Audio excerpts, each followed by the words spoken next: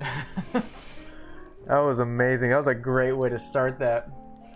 Hey everyone, welcome to the stream. Just trying to open my drink. Sorry. Yeah, you were. Well, we've made it to another Friday. And I'm gonna follow your suit. He was like, "Are you ready?" And I was like, "Hold on, no, I'm ready." Gotta lick that up a little bit. Don't let anything waste. Welcome to Books and Brew. Here in Books and Brew, we do two things. We talk about anything that's happening within D&D, especially if it's within the books and the many different content that is available within the D&D community, as well as brew. Have ourselves a drink. Especially on a Friday, we made it through the week. My God. It's an accomplishment in itself nowadays. Oh my, yeah. Without the world imploding on itself. 100% agree. I think there's gonna be 2 new source books released, like real recent. Did they? Yeah, the one with You're gonna look it up? Yeah. Okay. The one with the dragons on the front. Hey, Temple. Cheers. Hi, Temple. We got our alcoholic kombucha. I think it has an actual name. It's like Brooch Craft? Booch. Booch? Not Is that how you spell it? Is that how you spell Booch? Like B-O-O-C-H? kombucha? What is kombucha? Fermented tea. Well, it's not really even tea. Well, then that's what I'm asking. I'm like, what is kombucha? You don't have to look it up. I was just thinking. I was just wondering if you knew it. But I don't want to give you the wrong thing. All right, I didn't know if you knew it. Kombucha, and then there's kombucha. Temple's saying it's fermented tea. So you were probably right in the first try. It's generally like black or green tea. Which is weird because I don't like tea. Yeah, but you like kombucha, which is also weird. But I like kombucha, so it's very weird. Man. A lot of things happening, obviously, for this month. Yeah, there's a lot of these I don't have. We have the one shot tomorrow. What is it? Within the Harvest House, which I'm really excited for. I've had this idea brewing for a while, and I've written out, I want to say, 50% of it before we even decided we were going to put it in on the 4th. So I was in an advantageous position where I knew right away that all I had to do was just finish off the last 50%, get my players, done. So I think it worked out. What, did you find something? No, it's not showing me the one I want. It's fine. We can look at. We'll find it later. But today's stream, if you can't tell by the title, is player death, dealing with death in a game, especially a D&D game. If you're anything like us, where you spend 4 hours a week for almost a year, it's gonna be a year next month. Oh no, yeah, no. We started in November, so 2 months. 2 months. We're close. We're very close though. That's a lot of time getting to play your characters, getting to know them, the whole shebang. You know? And hey, pay attention here.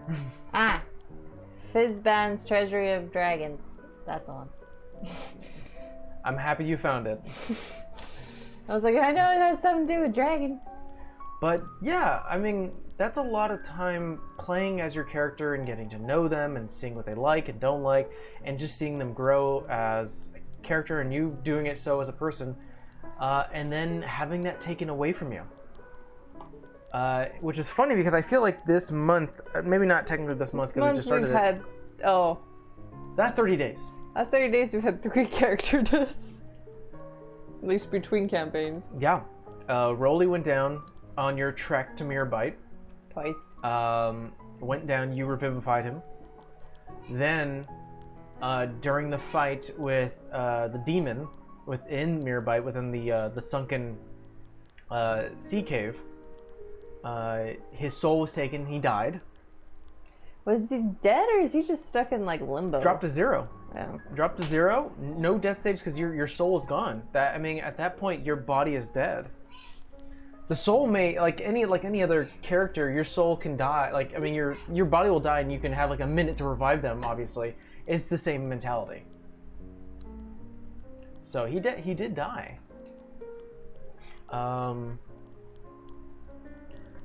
So that happened, and then we have a Wednesday game. We have a personal Wednesday game, and my character died. Almost did. No, he died. He didn't die. He got left with a. He left. He had two death saving throws that failed, and then he got resurrected, or sort of got back up because of a magical item. He got a bargain. I got a bat. Yeah, I got a bargain. It wasn't really an item. It was a person. So, the subject of today, once again, is what to do and how do you deal with death. And I can only assume that a lot of people have different ways of doing so. I think it's up to the DM. Character, I don't know what the hell you do, but like, I think, because like I was telling you this, I feel like Nick didn't purposely kill you. Like, it's just a roll of the dice. That's what happens.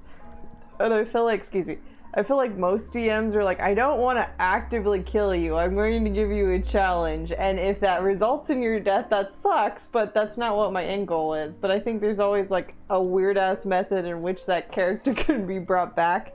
Hey, don't pull on cords. Yeah. The way that... So I play a fighter sorcerer, mainly fighter, named Quinn Williams, who is a human...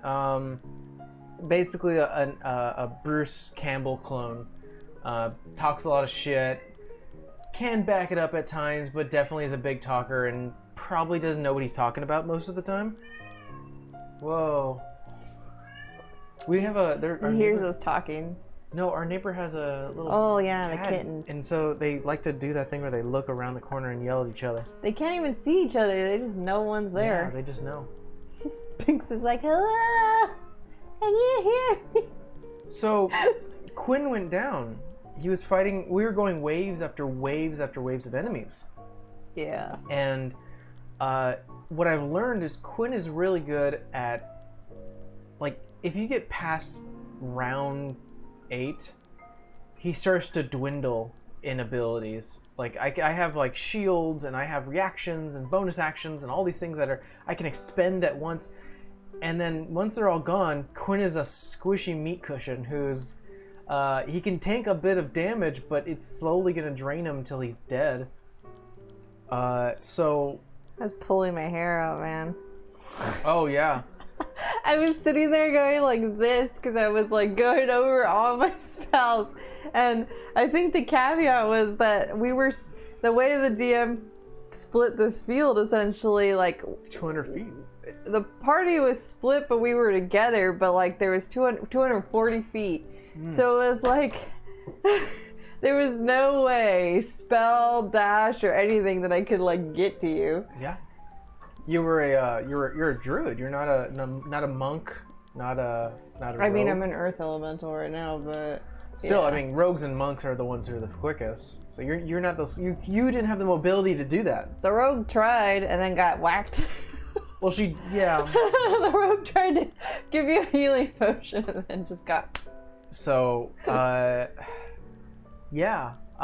And I, at that moment, and again, I think the only person who's seen this many times with death is probably Steve and his characters. But sorry, Steve. It happens. Especially being the frontliner. Usually the frontliner goes down. Yeah. You know? And it's... You can only have been unconscious twice in that game. One at a lower level and one at a higher level. I think I feel like being unconscious at a higher level is scarier. I know, like, if you're new, you're just like, oh, like, I don't want my character to die. But I'm like, I think if you've played for a while and you're like, nah, they're probably going to get their ass handed to them at least a little bit. There's always this inherent idea that if you're lower level and you go down, the DM may take it easy on you. Like, let's say you're in a group battle and you get downed by, like, a dog, and the DM goes, all right, the dog then shifts its gaze to someone else and attacks them. you know, and it lets you sort of have some chances to stabilize or someone else to heal you. Higher levels, it's not that simple. I think the way, and I'll look it up, I think the way it's handled, let's see, D&D adventure levels. Or like labels. And I was telling this to my players too, that you at certain levels translate to like level 1 through 5 is that like you're a starting hero. You know, you probably saved a village, or not a village, but like you probably saved a few people from a village. You know, you killed an evil entity that was like hindering something, and you started to get your name out there. Once you get to like level 10, at that point you have these access to these abilities like divine intervention and all these other things where you probably saved a town or two. And by that time, when a group of 4 to 5 individuals, or in this case 3, save a town or two, you start getting notarized. People start to recognize who you are, or at least start to give you a little more respect. And I feel like the Griffins have definitely carried, not overtly, like someone's like, oh my god, you're so-and-so, because most of what you've done is on an island, most of what we've done is try to be on the down low. That is true too. So we're not like trying to advertise, it's just shit happens. You are a very interesting group where you're, story-wise, the most things you are notarized or known for are winning the Coliseum. All 3 of you winning the Coliseum. Maybe Mirrorbite now. Mirrorbite now. Yeah. Definitely Mirrorbite. And this is one of those moments where you're level 10. You are known. And of course, Anburn, which it'll probably take some time for that to go out. To trickle. And something else too is, at least for, I mean, of course, the maiden leader now knows about you guys and what you guys are doing, and of course, there's gonna be talk. But now Blenton knows about you guys. So that's the idea, is that by level 10, you should be heroes. You are heroes. I think none of us think that. Like character and person, I don't feel like we think that. Let's see. Yeah, I think Tears of Play, I think it's called. But yeah, so generally when it comes to DMing, and someone goes, well, that's it, you know, they're heroes at this point. Now the gloves are off. And not to say that they were never on, it's just now it's like, people know you. People learn about you. Now you're in history books, type of things. So it says here, at 5th level, you're kind of a champion of a small town. At 10th level, you're kind of like nobility and saved a few like towns and stuff. Or like, you're a notable person in the kingdom. Level 15, you're probably a notable person within the continent. Like, you become now a legend. Like, level 15, you're pretty high. You're only 5 levels away from level 20. That's what we are. Well, we're 14, I think, in Wednesday's game. I think this guy has kind of over-exaggerated in terms of, like, labeling, but they kind of say here, like, level 20, you're considered a god.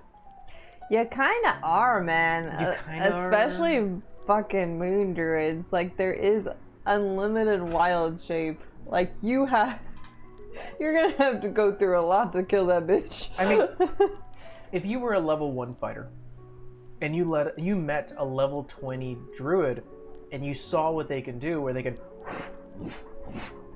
turn to a bear, turn to an alligator, turn to a whale, turn to a shark, and like because every turn is 6 seconds, so essentially transforming into these multiple beasts every 6 seconds. Or elementals, and then turning into like an entire elemental, and then fire, and then back to an animal, and then something else, and then back to yourself. As a level 1 fighter, you'd go, I'm not fucking with that. This is a god. They have the entire animal kingdom and elements in nature at their whim. So yeah, I think it's a little bombastic to say that you're a god, but it's hard to argue. Godlike. You're godlike. You're like a demi. Well, no, I feel like you're probably, depending on what you are, you're probably more than a demigod. You're not a god, you're godly. Yeah. Yeah. Because gods can still come down and smite your ass at level 20 if they want.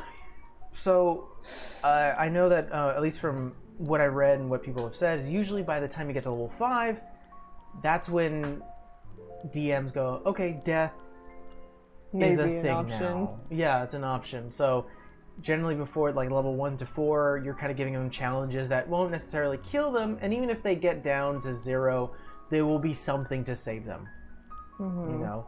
Well, I think that's if you're not, I'm sorry, I want to call some people out. If you're not an asshat DM or you haven't already disclosed that this thing will kill you, because we've played in games where we were essentially told you are meant to die. That is the idea of this game, or at least this specific game. Yeah. So it's not that I haven't been told that, but I mean, like, once I've been told it, like, I don't play any different. It's just like I know it's coming. Are you talking about the Almost Heroes? Yeah. Yeah. It was like, build a level 10 character, but they're gonna die. And I feel like John did a good job. John did a great job. It was like, how are you gonna kill level 10? Because we got all this shit, but it was like, oh no. At level 10, you're gonna kill us. Okay. And I see, and it's such a great way that he did it too, because we were level 10, meaning, and by this chart, you're a hero. Yeah. You're a notable, and I think the way his story was going was that they were notable heroes, our characters. They were very noticeable, and so it's kind of interesting that happened. Well, one of them survives, technically. Oh, it's right. Yeah. One of them survives, or one of them was meant to survive. So, I like how Temple says, none of us think that you guys are heroes. I mean, that's fine. You don't have to. It's just how the world perceives you. Maybe that's just me. I just don't feel like.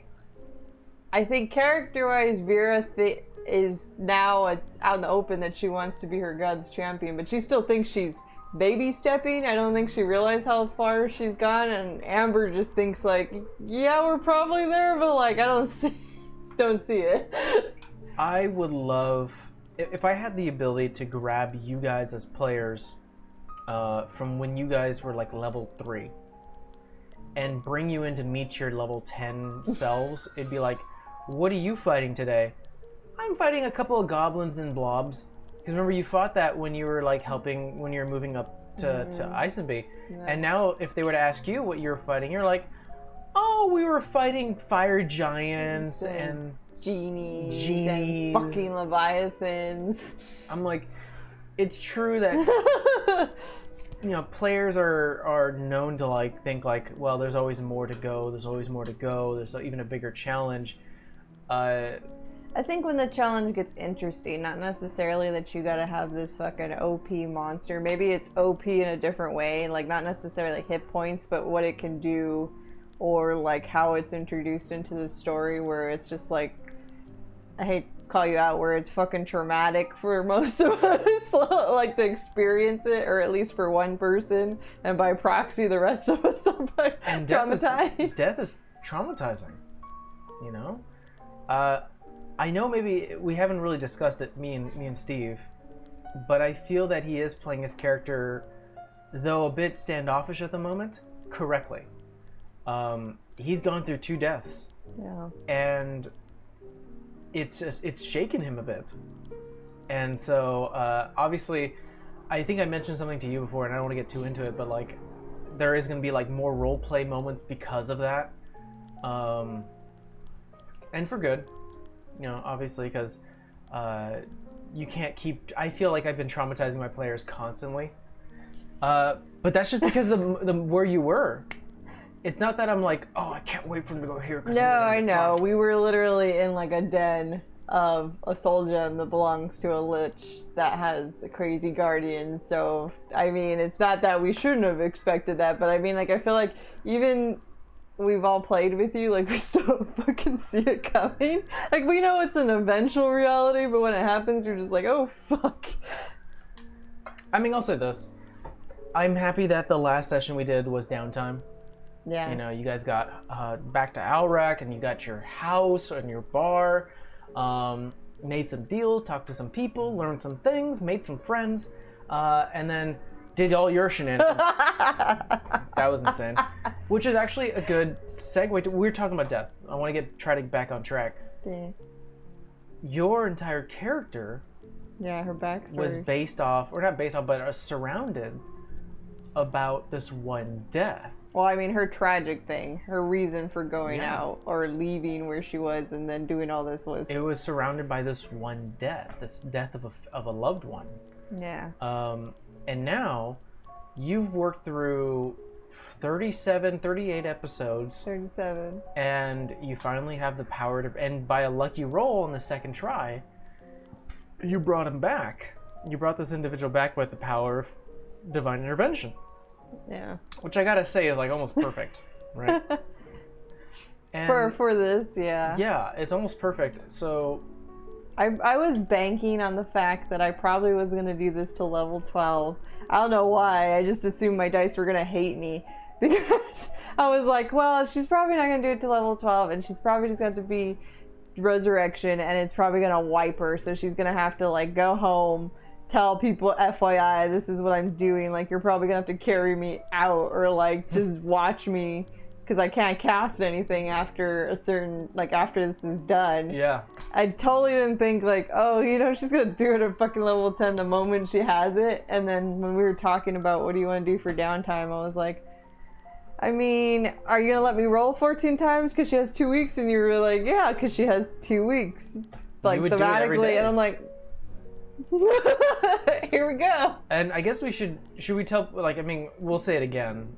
No? Okay. Yeah. I've technically, all I'm gonna say is I've rolled divine intervention twice. What comes next will be played out in maybe next session. I don't even know. Yeah. So it's such an interesting thing. So what do you do when your character dies? I don't have a backup plan, and I just hope that she's just gonna live. I mean, that's definitely a good hope. Having so, I mean, there are generally some options that DMs will allow. I think it depends on what kind of game you're playing. Because when I died in the one shot, don't get me wrong, I still took time to plan her, so I was still like sad, but like for the one shot, it made sense that we pretty much all died. Because we were all backstabbing sons of bitches, so like... I did sort of... It was traumatizing, but not in the same sense, whereas in you're playing a main campaign and you're like... I do have to ask you, though. Branched out so far. Did you expect, what was it, a Vecna's character, Una, No. to try to kill you? I thought about it because I know you. I didn't know who was gonna do it. I was like, I bet you this... And I said it out loud, too. I was like... When we were walking, I was like, knowing you, one of these bitches is probably gonna try and kill me. And you didn't say anything. I was like, no. Yeah, I was just like, I mean, we were all essentially, I don't know what, a thieves guild? Yeah, or like you were all trained part of a crime mercenaries. syndicate. Like we were in game. Mercenaries, thieves, I liars. said, we're not nice people. We don't do nice things. Because we were. No, you weren't. So, like, it made total sense that, like, we were backstabbing sons of bitches because... That is a good... We weren't good characters. We weren't good people. We didn't have, like, sense of morals, so to speak, other than to look out for our own shit. That is a good scenario where the DM tells you secretly, or at least, or maybe publicly, that, like, you will die, or there's a possibility of death, you know, letting you know right out. I mean, I didn't know. I knew I had to kill somebody, but that's about it. Yeah, but inherently that goes, well, I have to kill someone. They could retaliate, and they could technically try to kill me. Yeah. So there is that sense of harm that can come from simply getting an instruction saying, you're going to go kill this person. It's like, well, then they can kill me. Especially if it's a player. So... Yeah, it's nice when the DM tells you that you could die, and that way you get to prepare for it and prep for it. But like you were mentioning, when it comes to a campaign, it's different. Think it's more of an impact. You're more attached to these characters. Mm-hmm. So, like I was saying, generally when you die in a campaign, early level, there's some way to bring you back almost instantaneously, or with some sort of punishment. You know? I wouldn't say punishment. It's either punishment or you work through it. Like, there is a task that's now in front of you that you have to do. I think a really good example, and Nick did this. Again, we talk about our buddy Nick, who DMs our Wednesday game. He's in here sometimes. We wanted to do something really quickly, and we were low in health, and so we rushed up. And one of our party members was low in health, and so we were like, we need to get healed. We need to heal this person right away. Oh, we're right next to this well-known church, and the church was like, generally we charge for this service because churches do this. Like when they want to resurrect someone, it costs a lot of money, so they do generally charge. You're getting a service. They didn't charge us, and they said, now you owe us something. And they called on that favor, a couple sessions later. And you're exactly right. Sometimes you have to work for it. Yeah. I think Nick did that perfectly as that example. But when you get higher level, now it's up to the players to start thinking. What do we do? This person's dead. I didn't have enough time to bring him back. I didn't have the material to bring him back. I didn't have the spell slot at the time. Excuse me. Oh, he's keeping one. We didn't have the item, whether it was a health potion or something more. Now you have to have options for them to do it. You don't have to, but I generally do. But it's up to the players to think of it. If they can't think of it, then that's the end. And of course, that's when you start to talk to your players like, do you want to bring him back? How would you feel if we did this? And then the possibility of a new character is brought up. I feel like we panicked mode ours. It made sense though. It was like, wizard, we have stuff for you to use, but can you use it? Yeah. Igno's an interesting character. Obviously, he was loosely based off of Essek, who is not famous, but an interesting. That's real loosely based. Huh? I said that's real loose. Yeah, it's really loosely based. Essentially, you have a wizard friend. That's as far as I got. When it comes to comparison, the only difference is that, or at least the big difference is that I wanted to make a wizard friend who wasn't so all-powerful that you can go to him and ask for everything. Yeah. Because you are the adventurers. You're not finding a wizard friend to do everything for you. He's going to help out as much as he can, but that's why essentially in story, he's lost his wizard spellbook. He's lost 90% of the spells he can use. He only has a finite. He has spell slots for days. But he's only got maybe 10 spells, which is itty bitty. Yeah. One of them is disintegration. I wanted to give him a power spell, obviously. But other than that, he's limited. But with a high level wizard, that comes, high proficiency with knowledge and checks and arcana checks and history checks, and of course he has a wizard tower, which means he has almost a base for you to come in and have some. And of course, he has magic items.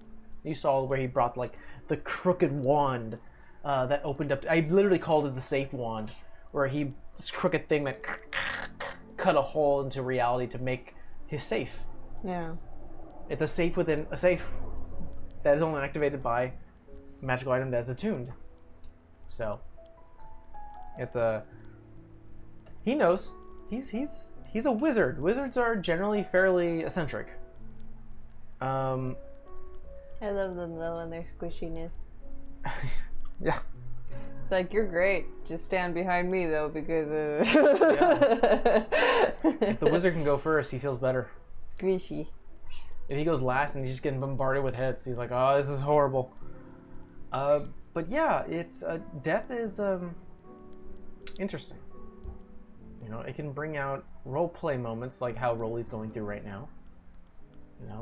It can bring out fear. It can bring out joy when you bring someone back, like you did. It's that looming threat that your character can go, and you may be in a situation where you can't come back, and that's not the fault of you. It shouldn't be. When it comes to D&D and good DMing, you should give your players scenarios where if something is threatening, like if you make a very threatening encounter, then there is that threat of death. However, there's always a way around it. There's always a way to go through it or straight against it.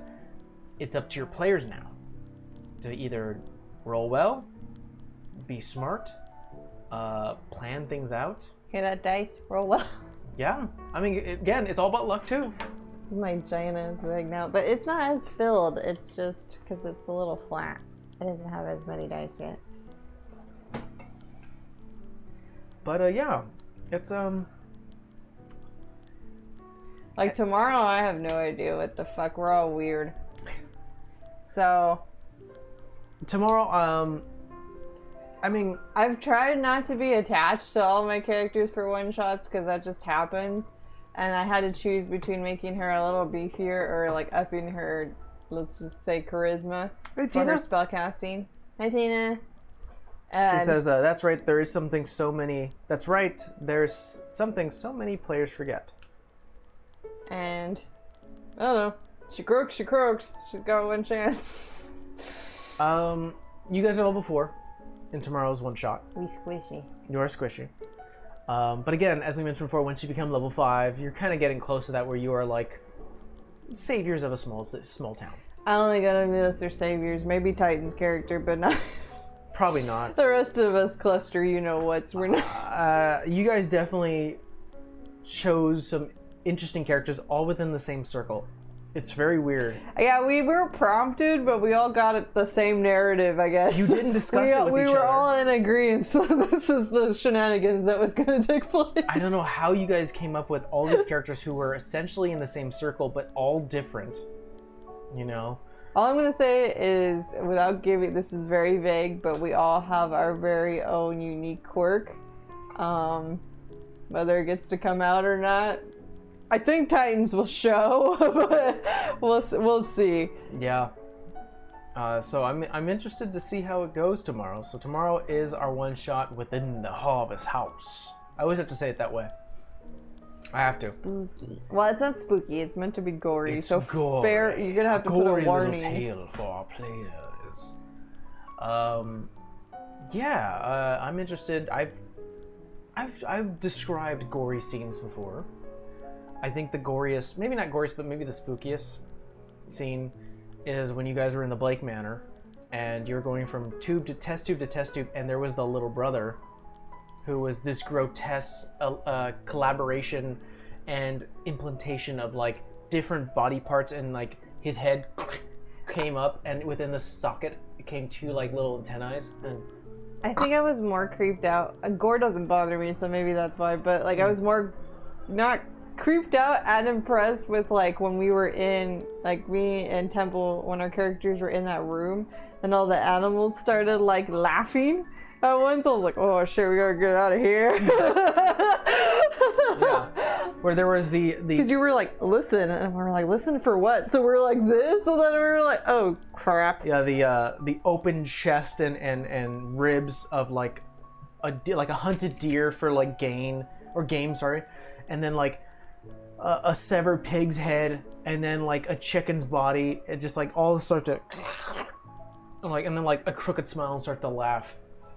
I'm like, yeah, that's a twisted scene. And of course, most of what you get to all these sort of horror things come from like watching TV and watching like movies and stuff. Just sort of ideas that come into your mind. And you're like, I remember that scene. That was creepy. I just remember Steve going, my cubs! And then poor fucking, what's his face over there? Oh, Tom? Yeah, Tom as Duma was like, what is going on? Like the biggest man is the most concerned right now. Death is an interesting thing when it comes to D&D because it can not only, I mean, it doesn't always have to be a motivator to not die. Yeah, essentially to not really give it your all. Don't do that. If you don't give it your all, you're gonna die. You know, obviously that is a motivator. It is also a motivator to do things. You know, someone in your family died, and now you want to go fix that or correct that or do revenge. I think our first campaign that we didn't stream was a good narrative for that because no one died in that one. I went unconscious the first session, but we didn't die. But I feel like those characters were so different from this, but I felt like they all had this same thread in their head, like it hinges on us succeeding or me succeeding, and if we don't do that, like it's all for naught. And it's not to say that isn't the case with this, but I feel like we felt that more in a sense in that campaign than this one. I think we're probably feeling it now, but like we're just all confused with all the shit that's going on that we don't probably feel that. But I feel like in Nomad that was like our thing because we had to get rid of what we had to get rid of. Yeah. Temple, very much so. Yeah, like I felt like it. I mean, Temple's character is way different, and so is mine in a sense. Like she was more. You guys are playing total opposites. It's such an interesting thing because. And I still say that Iris is one of my favorite characters because she didn't have this tragic thing. She just had a thing she had to do, and then she didn't get like all the ties and like stuff to essentially weigh her down a little bit till after. I also, I mean, this is a good segue to talk about. Again, we talk about player motivation when it comes, or character motivation, plenty of times. You don't always have to have a tragic backstory, and a good example of that is Jester Lavore. Yeah. Where she doesn't have a tragic backstory. The most tragic thing that happened to her was that she pranked a lord, and the lord is pissed off at her. I think there's like a real life tragedy to it because I think, and they say it multiple times, like the other players around the table in person and out of character, is that she was essentially locked up in this little room because her mom had to work and like she had no other friends. So she didn't socialize with anybody like other than like what was going on in there. And then that's why she made friends with what essentially was her deity and her friend, and it was like her only friend. So that was like the saddest thing that happened to her. But she never tells you that it's sad. She's always like, oh yeah, I would stay inside the lavish chateau because my mom was obviously doing her job in the other room. No, but I feel like the other characters picked up on that. Yeah, well, they were like, that's so sad. And she's like, I never felt it was sad. It was just what my mom would do. And she was very caring and she loved me very much. And I would go to these parties and that's where I pranked the Lord. And I think she was very sociable. That's why she went to parties. But yeah, I feel like, but why would you share that? Oh, for Jester? I don't know, I guess. I think because, like, let's see. I don't know. I'm probably the most tragic one out of all of us. But I mean, we go in degrees. It just depends on how you deem tragic. I feel like all of you guys go through waves. Yeah. Of not tragedy, but, like, urgency.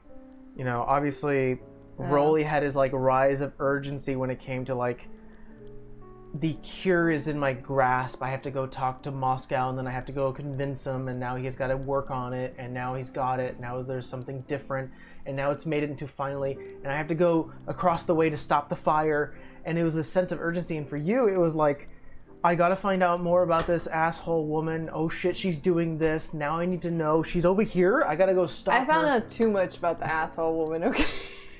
And then when it comes to Savannah, it's a lot like, I'm in this place, or I was taken away from my home. I gotta find out who's doing this. What the fuck? They're bringing souls? Like, they could have done that to me. Wow, my guild is more than I thought it was. What's happening with my sister? Yeah, I think the biggest mind blow wasn't even like the soul stones. It was that her guild was like this fucking old ass thing, and like all these people had this pact essentially, or like, I don't know, work or promise to each other that they were gonna extend this crazy ass bitch's life, and then they were tied to it. So it was just like, okay, I didn't see that one coming. I try to make it like 3 roller coasters that they never go up together. Obviously. It's always like one person's stable, one person goes down in a lull, and then it's just sort of like this thing that just continues going. And obviously there will be a point where like you guys meet, and then for the final fight, it's all up and then down, I feel like Vera's downtime is doing this. I mean, do you consider ramping the escalation? Is that what you would consider raising your person back?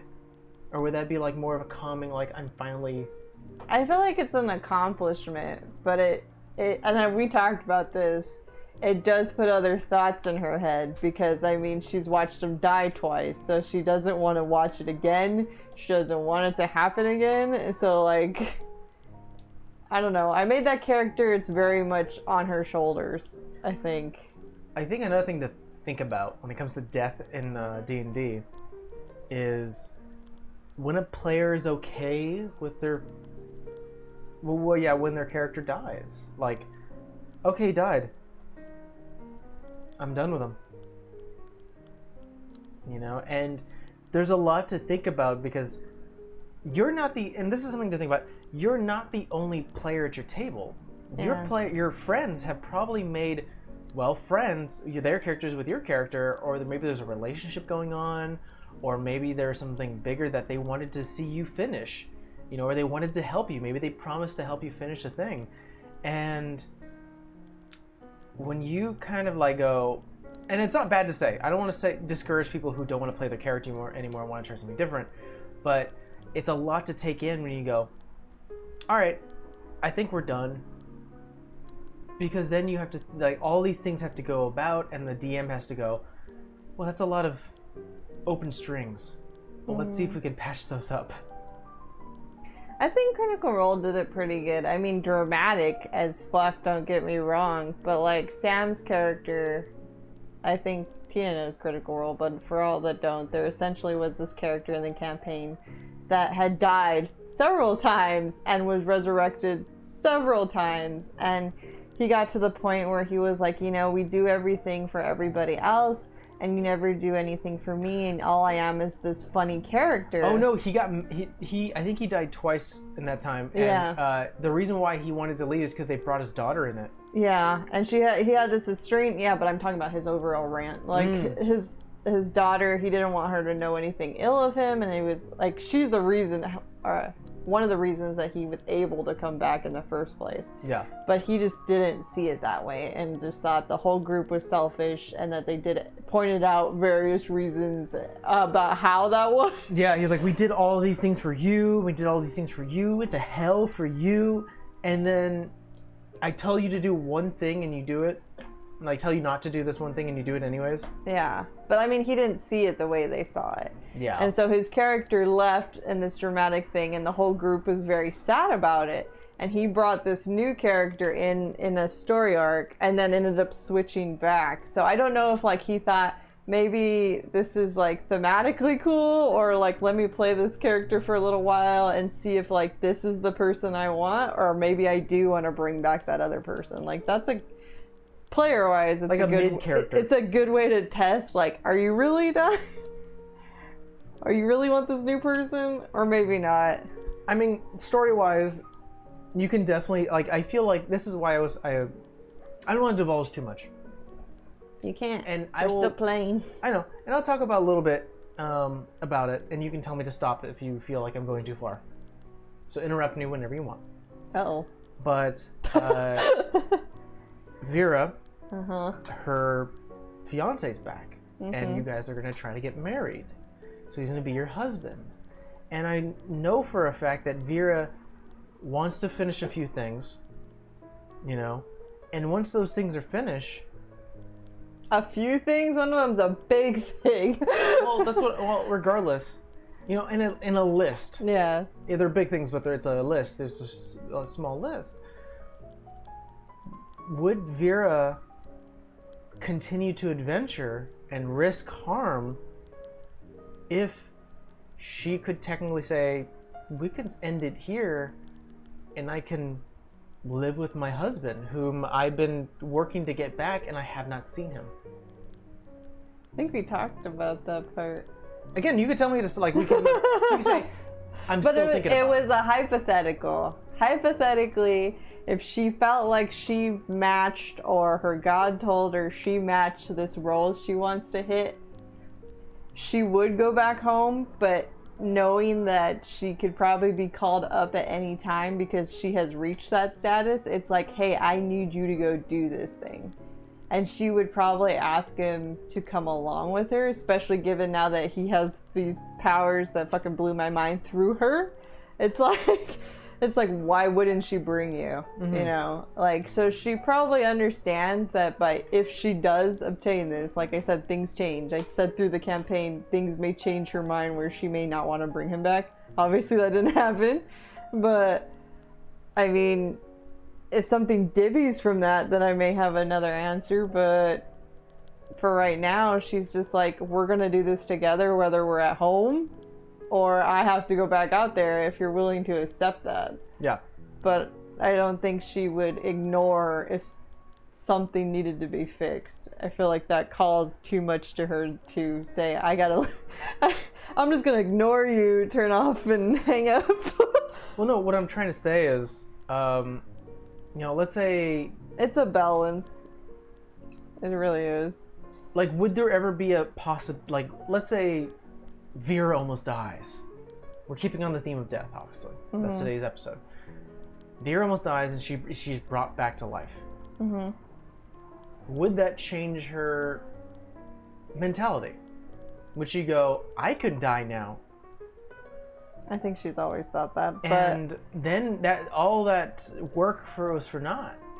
We can never be together. I don't feel like it's in her nature. Okay. No, I'm just... I feel like because she knows she could die. She's been unconscious. But... and almost died in the first few sessions. But... I think because of what she is and how I play her and how surrounded she is, unfortunately, or been surrounded by death, she understands that that's a possibility, that it's always been a possibility, and that's why she always uses like these buffs or guards in her best way possible, because she knows that, especially with the stuff they're dealing with. But I don't know, I don't feel like it's in her nature to ignore something that big. Okay. I don't know, I was just asking if those big things were gone, would she, regardless of the party kept on adventuring, would you stay? Maybe. With the party?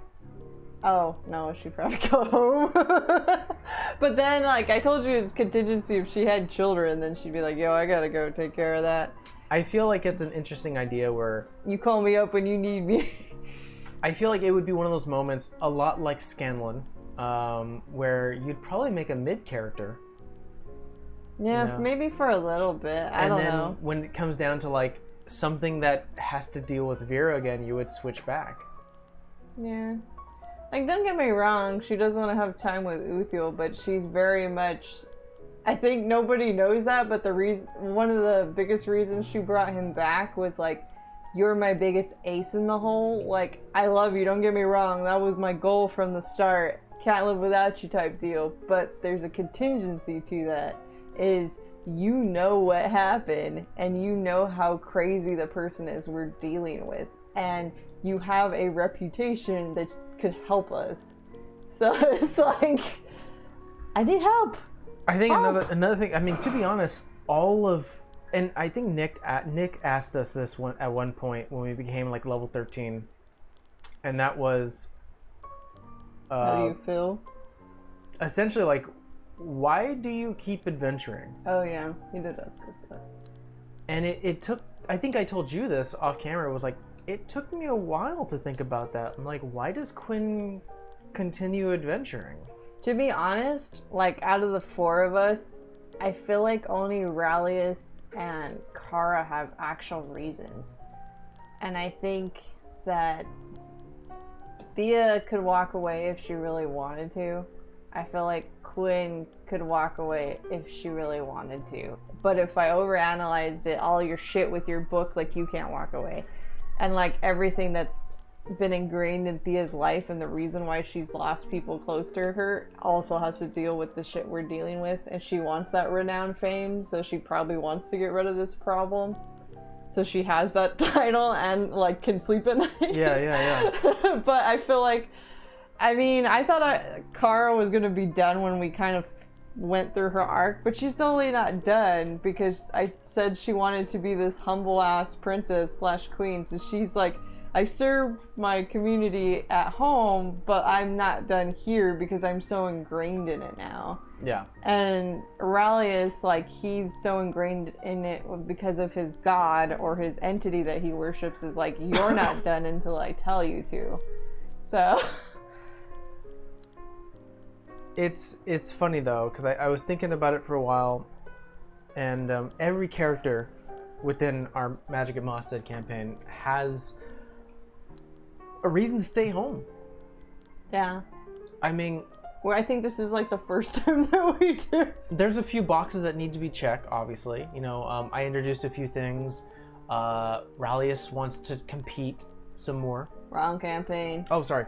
Both ours, different both ours. characters. Rolly wants to compete some more. You know, Yeah. he still has that initial goal of being, you know, kind of famous, you know? I have to role play that question with Steve, but I kind of want to know if you still want to be a gladiator, because you've done so much. Rolly's done so much that I feel like gladiator's down here now. You don't know. But yeah, it's one of those things where, like, now, why, you know, he wants to finish these things, it's his dream. And then for Savannah, I introduced a new thing where, like, her sister's missing. Yeah. You know?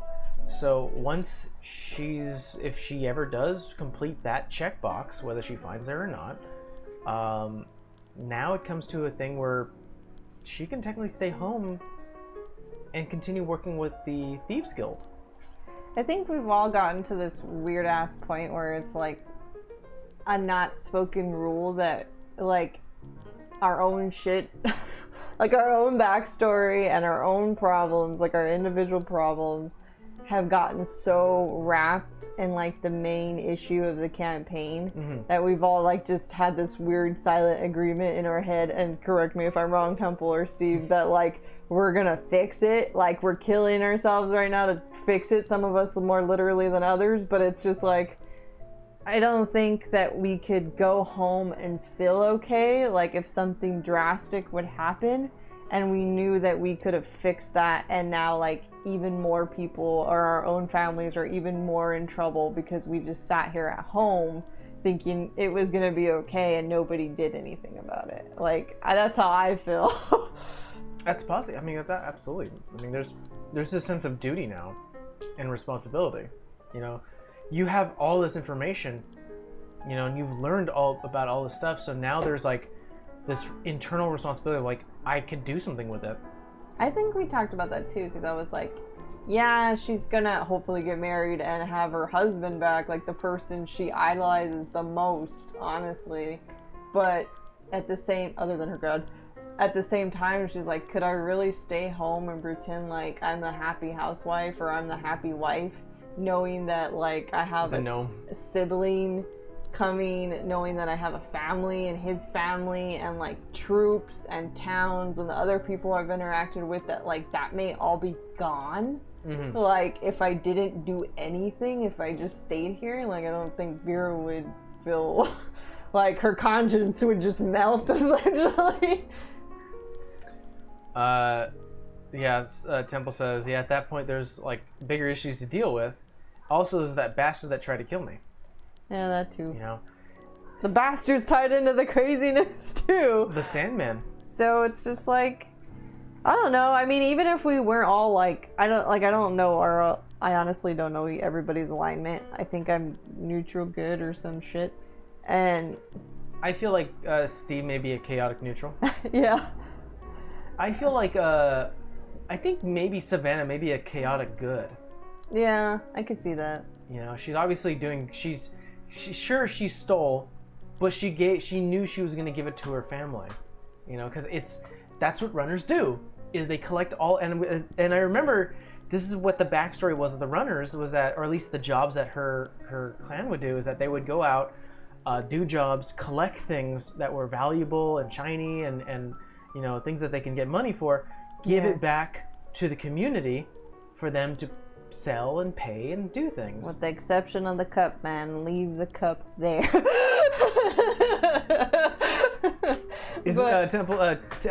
Tina says that he's more of a chaotic with a little more chaotic. I think, and Mike, I'm not calling you out, but I think Mike had a hard, I don't want to say, a hard time accepting what Rolly is now. And I think that, I guess since we play with Steve and I know Steve as a person, that I feel like I told Mike, I'm like, probably in game, the man has died twice, and he started here, and probably didn't realize that this could be a possibility because all he wanted to do was fight in the Coliseum, and was like, you know, I'm gonna fight and do this, and this is not ultimately what he started out to do anymore. It's no longer that.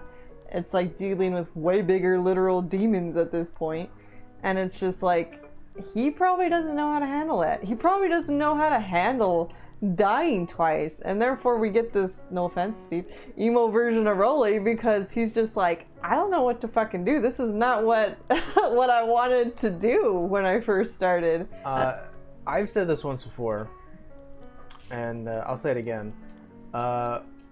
Rolly to me is such a wild card that I can never pinpoint how he's going to react. Yeah. That is both a good thing and a bad thing, because a good thing, it keeps me on my toes. I'm always like, shit, he's thinking about that. I didn't expect him to do that. Cool, we're gonna go into here now. And it's one of those things where I'm like, he opens up new doors for me where I didn't even know they existed. Yeah. And it's such a thrill to have someone almost like change face in an instant, and I go, fuck you, all right, let me think here. Like, you got me. All right, let's think of something else now. Because obviously I don't want it to be railroaded. I want you guys to challenge me as well. And you do. And Rolly is definitely one of the few people who challenge me more often. Yeah. Now that's the good part of it. The bad part of it is I can never get Rolly's character down. This is me speaking personally. Theo says he does have an idiot sandwich, and thank you so much for. Thank you for donating. No, he's subscribed. No, subscribe. Well, I mean, donating to get the idiots. Sure. And Tina for the Tina bill. You do know this is on purpose, right? I think so. I'm sure Steve definitely enjoys playing a bit of a chaotic sort. But like I was saying, the bad thing is I never get his character down because, and I'll give an example. Because I remember a few things. One, I understood that Rolly was very much an innocent, small town guy, for the most part, and definitely had some interest in, like, females. Yeah, we're gonna go there. Where he didn't really know about, this is what confused me, is he didn't know the female anatomy, though he worked on a farm which definitely has male and female livestock with their own parts, which are very much called the same thing. But then, when it came to the most recent example where it was like, you guys were in Alrac, this same individual then was like, I see a flaw in your political system. And I was like, how is this the same thing? How is the person who doesn't know the names of things, of basic things, now know what the political difference is? And again... Maybe you need we need to flavor it, Steve, that each time you get punched in the head, I don't know, some part of your brain answers for you. No, I mean, there's definitely ways to explain it. A, he's been adventuring for a lot longer now, and definitely becoming a little more worldly, you know, and like seeing different cities and how they handle things is definitely an experience in its own. But still, it's one of those things where I'm like, he puts me on my toes. I can never get Rolly's character down. He's always putting me in a loop where I'm like, fuck, Steve? God damn it. All right. I mean, I feel like the girls have their own tropes. Like, Vera is less pissed off now, but you know when she's mad and you know when she's not playing with you. And then you know when Sav's gonna go fucking grab the shiny thing, even though she probably shouldn't grab the fucking shiny thing. Sav is interesting. Because Sav plays the long game. I personally, this is me saying it right, I personally thought that she was stealing all these silverware simply because it was that cat nature of I like the shiny things. Well, we still don't know because nobody's there. I literally forgot that she does have this runner mentality that she takes these things to give to her community. She played the long game for the longest fucking time and didn't say a word to any of you guys. Yeah. And I was like, when she did it, she was like, I'm going to give my little brother everything. And she turned to you guys and she was like, this is why I was stealing it all. And I was like, again, we weren't there. So like, Amber and Steve know, but Vera and Rolly I'm like, Temple, you just played me. I thought you were just like a cat burglar. But no. I still think one of my favorite moments. She's a Robin Hood. Yeah. One of my favorite moments was I don't know, in the beginning when we tried to fucking get into Mary's house to leave her those stupid pastries, and Savannah's just there trying to fucking get the lock open, but for some reason the rogue can't get the lock open. And then there's the guard. There's the guard, and we're like hiding behind the cactus, and Rolly's just standing there like, the fuck are you two doing? Like, that's us in a nutshell. Vera, however, Yes. I feel that... I know you said you feel like she doesn't give herself enough credit. Yeah, Vera definitely has... She has a fucking complex. She has a complex. But, I mean, I explained it to you. Like, I didn't make her this... I always try to make a humble character unless I make a bitch character. Well, then you all have seen the one shot, so it happens sometimes. But, like, I didn't make her this, like, I'm gonna be this god's champion. I'm gonna be the best fucking cleric there is. I'm gonna be the shit, essentially. I didn't make her that way. I made her like, she's gonna go figure stuff out and, you know, try and be good at what she does. But, I mean, I think I made it so in the sense when she learns about her magic and the extent of power she actually has, she has to question how she wields it and should she wield it. Therefore, when she gets racked with fucking responsibilities, it's like she takes on that responsibility like as her own, because it's like, okay, I have these things I can do. Not sure if I should do them or not because they are crazy with power, but at the same time, like, because I have those things, I am now responsible to whatever the fuck is going on here. Vera, in the very beginning, Vera nobly stands out. Noble quality stands out. There is a bit of a noble... I think we flavored it in the very beginning that she is that way because she has seen Uthiel. Like, she's not a bad person, but, like, she's seen what, like, a truly good-natured person could do. And it's like, that is something that amazes her, like, through and through. So, the way I saw, or at least the way I experienced Vera, is she, I feel, definitely goes through waves. Mm-hmm. And has been growing, obviously, like everyone else. I think in the beginning, you definitely were kind of bitchy. Mm-hmm. And for good reason. She didn't want to be bothered. For very good reason. I mean, it just happened. And you devout your god, and you go into the mountains, and you're like, fuck you, son. And then you start to warm back up to it, and then it comes to a point where you're like, all right, I need to start making things right. So I did forewarn you, though. I was just like, she's probably going through the stages of grief.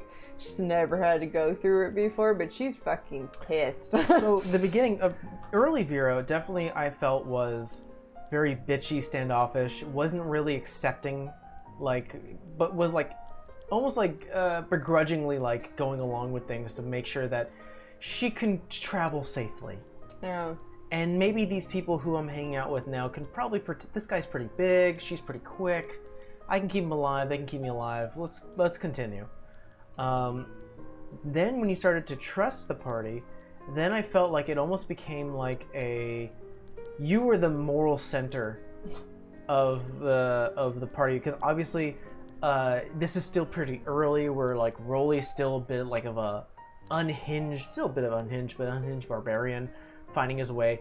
I'll say this much, that I feel like Rolly back then was maybe a little more subdued, because it was like he was still training. He wasn't really sure of his power, and now he's got so much where he's throwing it around. While Vera is almost the opposite, where she was like, I'll get up front. And now you're like, I'll get up front, but I have to make sure that we have some supplies, and I have to make sure that we're okay. And listen, are we boosted? She's trying to, like, buff people. But, yeah. I feel like you and Rolly have gone like this, in terms of, like, attack.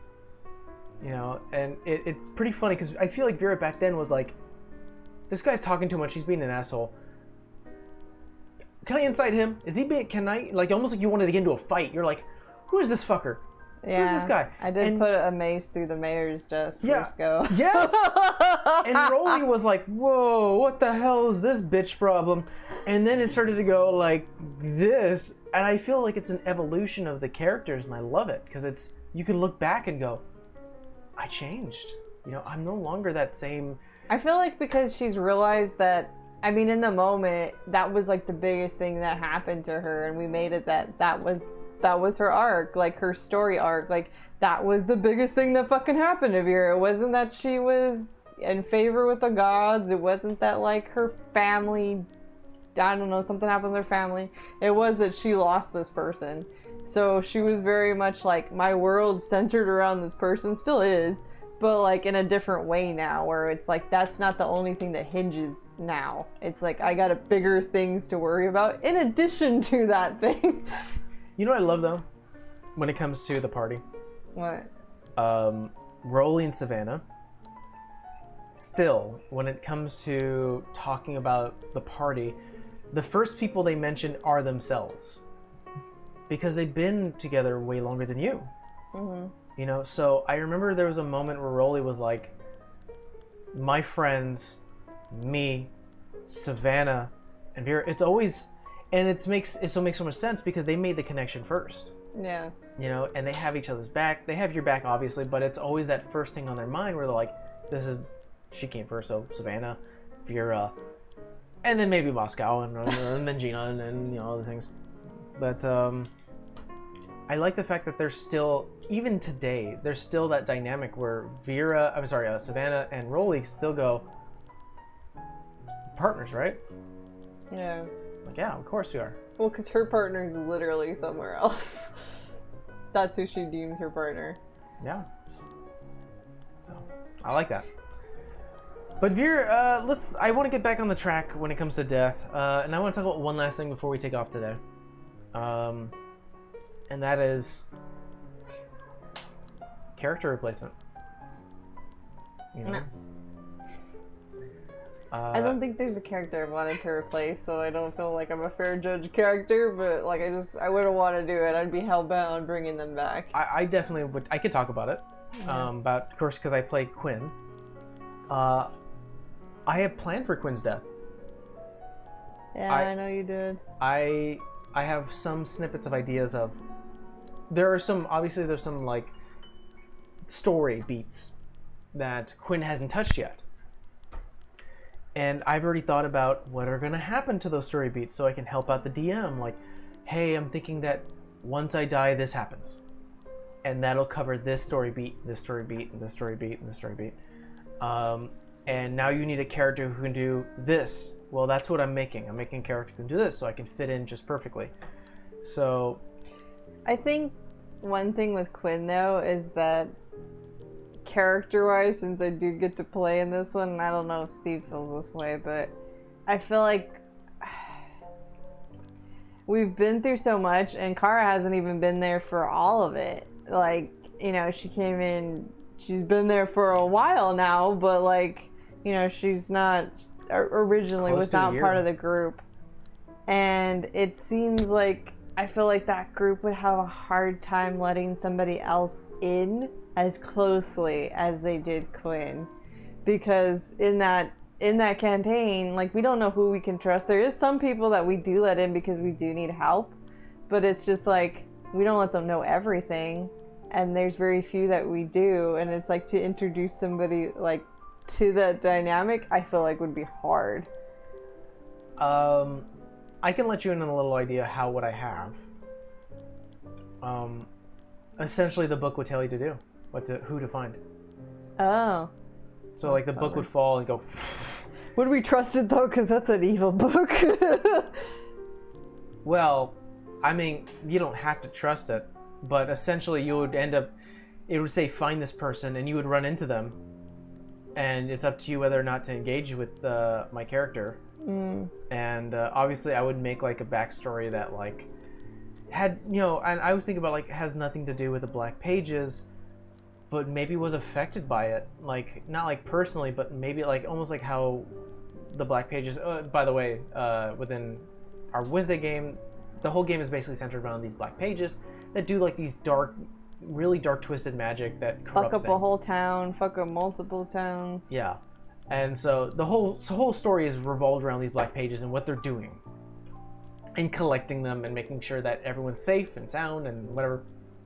And finding out the mystery about the black pages. Yeah. I don't like it. One thing that connects Quinn, my character, to these black pages is that I have a book, this sort of haunted book, because I am a haunted one. I don't think you would offer it. I don't think we would. At And least he'd not be right like, away. I have a place down here. It's fine. Wherever you guys go, I'll catch up with you. I don't want to impose. And definitely he's going to be that type of person where you probably go on an adventure with him once, and he'd be like helpful as much as he can, and then continue being helpful. Yeah. I just feel like that's a good way to do it. I just feel like that, like the whole town knows us as a group. Yeah. And a lot of like the people that they've made friends with knows us as a group and knows each one of us and what they are about, or at least somewhat. And it's just like, that's a hard to replace, man. I know. So I thought about it for a very long time. I'm like, well, the only thing that would tell you to find someone would be the book. And it would tell you to go find me. And I would definitely have to make a compelling character that was like different from Quinn, but equally as useful. Yeah. And yeah, I'm not going to talk about the replacement character. I think you've told me about him a little bit. I've talked about Connor. Yeah. And I don't want to play Connor. No, I thought you made a new one. I have, but that's for the next campaign. Mm. I want to play him from 1 to 20. Yeah. Okay. Yeah. Yeah. The new character's gonna be different. Definitely a front-facing guy though. Dude, when we end this campaign, I don't know if Steve's watching, but like, fuck, I don't know what we're gonna do. It's gonna be weird. I could go down again. He took me out for I'm on the way, and you have 93 hit points. I'm on the way. I have 93 hit points, but it's the end of my turn, and now it's all their turns. I'll get there, don't worry. They could technically take me out again, and that's it. I think the only dilemma that I had, and I didn't tell Steve, obviously, because I don't live with Steve, but I told Michael, I was like, man, I had to think about like a decision, and you were like, what do you mean? Because Kara has a Hail Mary motherfucker spell, but we all gotta be next to each other. And I was thinking, I was like, I made this character to be very selfless, very noble, because she is a noble in a sense. She's prized to be, you are she's noble. prized to be a queen, but she has made it known that she is a very humble person. Like, she believes in serving her community, and even though she has that title, she's working for it. She doesn't believe in like, you're just handed this title and like everybody worships your ass. Like, she is so happy if she's like in the community with her people, figuring out what they need, figuring out the problems. And then I was like, man, I think that's Amber making that decision, not Kara. Because I was like, if Kara were to make this decision, I think she would go the more selfless route of like, no, we end this fight here so it doesn't go any further, regardless if somebody falls, regardless if I fall. That's how we're gonna end it. But in my head I was going, fuck, we need to get the fuck out of here, Quinn. Like, whoever's around me, I'm just gonna grab y'all, we need to go. I am feeling very very wiped from that fight, which I think is Nick's goal, is to make you feel like you're going through a meat grinder. It's happening. And it definitely is coming with that feeling, so I think he's doing a good job. But I think that's going to be it for today. Obviously, we have a stream tomorrow, guys. It'll be happening at the same time, 2 p.m. Pacific Standard Time. It is going to be a one-shot. It's going to be a spooky one-shot within the Harvest House. I'm going to be very excited to actually show it to you guys. I think, honestly, it's going to be really, really fun. It's going to make a great VOD if you can't watch it live. So please check it out on our YouTube channel, or you can check it out on Twitch. Keeps it open for a few weeks. And we will start the main campaign back again next Saturday, not this Saturday. And then we have a one-shot after that. We do. It'll be a busy... It's going to be a busy month. And then, of course, next month we have Amber's one-shot, which is Escape from Hades. Yes, but you all, let's just say, my end goal is to torture you all. So Fair. it's already been known. Fair, fair, fair. All right, guys, we will check you later. Thank you so much for joining us, and we will check you guys tomorrow. Bye. Bye.